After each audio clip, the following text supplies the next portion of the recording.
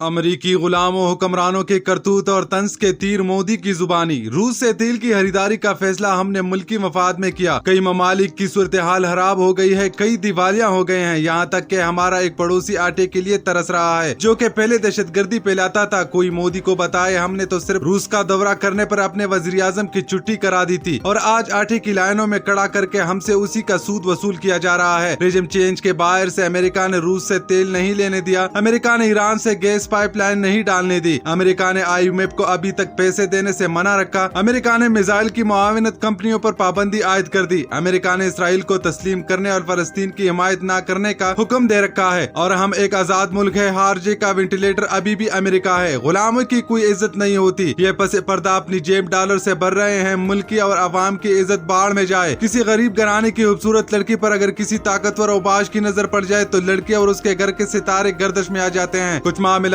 دیکھ کر محسوس ہو رہا ہے کہ پاکستان کی زراعت اور کسان پر کچھ طاقتور ممالک کی نظر پڑ چکی ہے اور ہماری قومی بے غیرت حسب روایت ان کا ساتھ دے رہے ہیں، مگر اصل بے غیرت تو وہ بار بار تھوک اور چاٹنے والے ہیں جنہوں نے جانتے بوجھتے ہوئے ان چوروں اور لٹیروں کو قوم پر مسلط کیا، صرف اور صرف اپنے عاصبانہ تسلط کو دوام بخشنے کے لیے۔ کہتے ہیں کہ جب ظلم حد سے بڑھ جاتا ہے تو اس کے مٹنے کا اسباب پیدا ہونے لگتے ہیں۔ اسی طرح PDM کے سابقہ حلیف اور ان کے اپنے اندر سے بھی ان چوروں لٹیروں کے خلاف آوازیں بلند ہونا شروع ہو چکی ہے۔ سربراہ JUI مولانا فضل الرحمان نے آج پشین میں عوامی اسمبلی جلسے عام سے خطاب کیا، حکومت نہیں چلنے دیں گے۔ شہباز حکومت کے پرانے اتحادی مولانا فضل الرحمان نے تبلیغی جنگ بجا دیا۔ مولانا فضل الرحمان پھوٹ پڑے اور حکومت کے ساتھ ساتھ سہولت کاروں پر بھی گولہ باری کر دی۔ اس بار اسمبلیاں بیچیں اور خریدی گئی ہے۔ جعلی مینڈیٹ سے آنے والوں کا حکومت کرنا نہیں بنتا۔ ہاں بھائی، فارم 47 والوں شرما رہی ہے، یہ عوام کے نمائندے نہیں، یہ جرنیلوں کے نمائندے ہیں، یہ عوام کے نمائندے نہیں ہو سکتے۔ مجرم کو مجرم کہنا پڑے گا۔ پاکستان کو بنانے میں فوج کا کوئی کردار نہیں ہے۔ عوام علماء کرام نے اس ملک کو بنانے اور بچانے کے لیے قربانیاں دی۔ اسٹیبلش مدارس کے خاتمے کا سوچ رہی ہے۔ یاد رکھو، جب دن پھریں گے تم اپنا سوچو، تم رہو گے یا نہیں رہو گے۔ انہی اداروں کو اب جواب دینا پڑے گا۔ کتنے لگائے گئے ضمیر فروشوں کے ضمیر خریدنے پر افسوس۔ مولانا فضل الرحمان کا دفاعی اداروں کے حوالے سے خطرناک انکشاف نے نیا پینڈورا باکس کھول دیا۔ کیا تم 10% بجٹ دہشت گردوں کو نہیں دیتے؟ تم دہشت گردوں کو پال رہے ہو اور ان سے ہم کو مروا رہے ہو۔ آج دنیا 5G لانچ کر رہی ہے اور ہمارے یہاں گھوم پھر کر بار بار باؤجی کو لانچ کیا جاتا ہے اور اب تو وہ بھی صحیح سے لانچ نہیں ہو رہے ہیں۔ لگتا ہے لانچر میں مسئلہ آ گیا ہے، اسی لیے پٹواریوں کے باؤجی کو محسن نقوی نے گھر میں نظر بند کر دیا ہے، نہ عمرہ ادا کرنے دیا اور نہ لندن بھاگنے دے رہے ہیں۔ اور اب عبرتناک صورتحال یہ ہو چکی ہے کہ لنگرخانے بند کروانے والے تندوروں کے پیچھے چھپ رہے ہیں۔ مرے پہ 100 درے۔ پاکستان میں روٹی 4 روپے سستی کرنے کی خبر میڈیا کو دینے پر 14 کروڑ لگ گئے۔ ماشاءاللہ اتنا امیر ہے پاکستان، مگر اب کسان اس گنڈا گردی سے اتنا پریشان ہے کہ اس نے فصلوں کو آگ لگانی شروع کر دی ہے، اس لیے باؤجی کو اب واپس ٹوٹ جانا چاہیے۔ انقلاب تو دور کی بات رہی، تندور والے نے بھی روٹی سستے کرنے سے انکار کر دیا ہے۔ کسی بھی معزز معاشرے میں سزا کا مقصد انسان کو اس کی غلطی کا احساس دلانا ہوتا ہے، لیکن جس ملک میں لاقانونیت اور جنگل کا قانون لاگو ہو اور وہاں پر معصوم بے گناہ انسان مہینوں سے جیل میں بند ہو، ان کو اس وقت صرف اس بات کا احساس ہو سکتا ہے کہ ان کے گھر والوں پہ جو گزری ہے اس کے ذمہ دار وہ ہیں۔ ایک بے گناہ باپ ایک ننھا سا جنازہ دفنانے آتا ہے، ہاتھوں میں بیڑیاں اور پروٹوکول ایسا کہ جیسے کوئی عالمی دہشت گرد ہو۔ اس کے بعد تاریخ کوٹری میں بند کر دیا جاتا ہے اور اگر اس پہ اس کا کوئی ریئیکشن آتا ہے تو اسے خدائی فوجدار کسی نامعلوم مقام پر منتقل کر دیتے ہیں۔ یہ ہے جنگل کا قانون جو ریاست پاکستان پر فی الوقت رائج ہے، اور جب تک نون لیگ اور پیپل پارٹی اسٹیبلشمنٹ کی سہولت کاری کرتی رہے گی تب تک اسٹیبلشمنٹ ریاست پر اسی طرح راج کرے گی۔ زرداری صاحب آج جس مقام سے ایک قدم پیچھے ہٹنے کا اعلان فرما رہے ہیں، اپریل 2022 میں اس مقام کی گاڑی کا انجن مولانا فضل الرحمان کے ہاتھ میں تھا۔ اب زرداری نواز شریف فضل الرحمان ایک نہیں کئی قدم پیچھے ہٹ جائیں، اس سے کوئی فرق نہیں پڑتا۔ وقت تیزی سے گزر رہا ہے، یہ سمجھتے تھے سیاست سودے بازی کا نام ہے، لیکن جیل میں پڑے قیدی نے بتایا ہے سیاست اصول پر کڑے ہونے کا نام ہے۔ آج مولانا فضل الرحمان کے مفادات پر ضرب پڑی ہے تو وہ کہہ رہے ہیں کہ یہ ملک اسلامی جمہوریت کے لیے حاصل کیا گیا۔ 75 سال میں تینوں یہ مقاصد حاصل نہیں کیے جا سکتے تھے، 75 سال میں یہ تینوں یہ مقاصد حاصل نہیں کیے جا سکتے، لیکن ان تینوں مقاصد میں راستے میں رکاوٹ ہمیشہ پاکستان کی اسٹیبلشمنٹ رہی ہے۔ یہ صرف اپنی عیاشی چاہتے ہیں، یہ صرف نظام پر اپنا کنٹرول چاہتے ہیں، مگر جب رجم چینج کر کے عوام کے منتخب لیڈروں کو واپس بھیجا جا رہا تھا تو یہ سب ایک ہی تالی کے چٹے بٹے بنے ہوئے تھے۔ 1.5 سال تک سب مل کر ملک کو لوٹتے رہے، ایک دوسرے کو تبکیاں دیتے رہے، غیر ملکی دورے کرتے رہے اور عمران خان کے خلاف طاقتوروں کے اعلی کار بنے رہے، مگر کہتے ہیں کہ چھری کی دار جب تیز ہو جاتی ہے تو چلا چلانے والے ہاتھوں کو بھی زخمی کر دیتی ہے۔ یہی حال اب ان سب کا بھی ہے۔ جو گڑھا ان سب نے اسٹیبلشمنٹ کے ساتھ مل کر عمران خان صاحب کے لیے کھودا تھا، اب ایک ایک کر کے خود بھی اسی میں گر رہے ہیں۔ اور مزے کی بات تو یہ ہے کہ ان کے پاس ہمدردی کا ووٹ تک نہیں ہے۔ آج دہائیاں دینے والے بول گئے ہیں کہ سنجیدہ حلقوں نے پہلے ہی کہہ دیا تھا کہ جس طرح کا پروپیگنڈا چل رہا ہے، اگر عوام اس پروپیگنڈے کا شکار ہو گئی تو عمران خان کو ذلیل کر کے نکال دیا جائے گا۔ اس لیے میڈیا کے جھوٹ پہ یقین مت کریں۔ مہنگائی عمران خان کی نااہلی کی وجہ سے نہیں ہوئی ہے، بلکہ ڈالر اصل قیمت پہ آیا ہے۔ بجلی کی قیمت میں اصل قیمت کی طرف جانا شروع ہوئی، جس سے ایک دم مہنگائی میں اضافہ ہوا۔ لیکن میڈیا کا پروپیگنڈا جو کمپنی کے حکم پہ چل رہا تھا اتنا مضبوط تھا کہ عوام کی اکثریت اس کا شکار ہو گئی۔ ایسے پروپیگنڈے نے عمران خان کی مقبولیت ہاک میں ملا دی تھی۔ لوگ کہتے تھے کہ عمران خان کو ووٹ دے کے غلطی کر دی، اس نے اتنی مہنگائی کر دی ہے۔ ایسے میں یہ کہنا کہ عمران خان استعفیٰ دے کے عوام سے کہتا کہ تمام برائیوں کی جڑ کمپنی ہے تو لوگوں نے چیتر مارنے تھے، اور اگر باجوہ کو نکالنے کی کوشش کرتے تب بھی عوام کی سپورٹ نہ ملتی، کیونکہ عمران خان مسلسل کہتے رہے ہیں کہ ہم ایک پیج پہ ہیں، کمپنی میری پوری مدد کر رہی ہے۔ ایسے میں کمپلینٹیرین کیس یا فان فنڈنگ کیس، توشہانہ کیس یا القادر ٹرسٹ کیس میں انن فنن نااہل کروا کے آؤٹ کر دینا تھا، تو پیچھے ایک ہی راستہ بچا تھا کہ اندر رہ کے سسٹم سے لڑا جائے اور آہستہ آہستہ ایکسپوز کیا جائے، اور امید کی جائے کہ ایک دن عوام کو سب سمجھ آ جائے گا۔ عمران خان نے گاہے بگاہے اپنی تقریروں میں عوام کو تیار کرنا شروع کیا کہ حکومت تو کیا میری جان چلی جائے ان کو انارو نہیں دوں گا۔ کچھ لوگ یہ فکرہ بار بار سن کے تنگ بھی پڑ جاتے تھے، لیکن اس کا اثر ہونے لگا، لوگوں کو بات سمجھ آ جانا شروع ہو گئی۔ پھر ایک کے بعد ایک عدالت سے شریفوں کو ریلیف ملا۔ نواز شریف لندن بھاگا تو عمران خان کی وہ تقریر یاد ہوگی کہ مجھے ہارنا آتا ہے، ہار کے جیتنا بھی آتا ہے، سب اکٹھے ہو جاؤ، جو کرنا ہے کر لو، میں تم میں سے ایک کو نہیں چھوڑوں گا۔ عمران خان حقیقی آزادی کی جنگ کا آغاز تبھی کر چکے تھے، لیکن اپنے تپے سینے سے لگا کر رکھے تھے، کیونکہ اس جنگ کو لڑنے کے لیے کچھ لوگوں کا ایکسپوز ہونا، ناقابل یقین حد تک پاپولر ہونا بہت ضروری تھا، ورنہ یہ جنگ شروع ہونے سے پہلے ہی ہار دی جاتی۔ پھر اللہ کی کرنے یہ ہوئی کہ باجوہ نے اپوزیشن کو گارنٹی دینے کے لیے کہ اس ریجم چینج کا اصل کردار اور گارنٹر امریکہ کے سابق غدار کی لابنگ کے ذریعے سفیر کو دھمکی دلوائی، جس کا مراسلہ آنے پہ وزیر اعظم سے تو چھپایا گیا، لیکن اپوزیشن جماعتوں کو بطور گارنٹی دکھایا گیا کہ آگے بڑھو۔ بڑے ابو نے گارنٹی دے دی ہے، یہ گارنٹی ملتے ہی عدم اعتماد کی تحریک آ گئی، اور اس کے بعد اللہ نے کیسے ان کو ایکسپوز کیا اور عمران خان کی مقبولیت کو چار چاند لگے، یہ ہم سب نے اپنی آنکھوں کے سامنے دیکھا۔ ارشد شریف جیسا بہادر انسان ڈٹ کے کھڑا ہوا، قوم کو آگاہ کیا، عمران ریاض کی کچھ تکبیروں نے بھی ماحول بنایا، اور یوں عوام سب کچھ سمجھ گئی۔ اب لڑائی لڑنے کا وقت تھا تو ہان لڑ گیا، اور ایسا لڑا کہ طاقتور گھبرا گئے اور اس پہ قاتلانہ حملہ کروا دیا، کیونکہ کوئی حل نظر نہیں آ رہا تھا۔ اللہ نے عمران خان کو نئی زندگی دی، مخالفین مزید گھبرا گئے، عمران خان کے گھر پہ حملے کیے، عمران خان کو جوڈیشل کمپلیکس میں قتل کروانے کی کوشش کی، پھر 9 مئی کا پاس بلیک آپریشن کیا۔ ظالموں نے ایسا قہر ڈھایا جس کی کوئی مثال نہیں ملتی، لیکن الیکشن والے دن یہ قوم باہر نکلی اور ایک بار پھر سب کے طوطے اڑ گئے۔ وہ اتنے منظم قوم کے لیے تیار ہی نہیں تھے، اس لیے بے ڈنگے انداز میں پام 47 جاری کروا دیے، کیونکہ مخالفین اس حد تک عوامی رد عمل کے لیے تیار نہیں تھے، اس لیے پہلی بار ان کی دھاندلی ایکسپوز ہو گئی۔ کمشنر راہل پنڈی کا بیان جلتی پہ تیل کا کام کر گیا، عوام سب کو جان گئے۔ سچ یہ ہے کہ ہر چیز کا ایک وقت ہوتا ہے، اور نہایت سیاستدان جس کے پاس نہ بندوق ہے اور نہ میزائل، صرف اخلاقی قوت اور عوام کی حمایت سے ہی لڑ سکتا ہے۔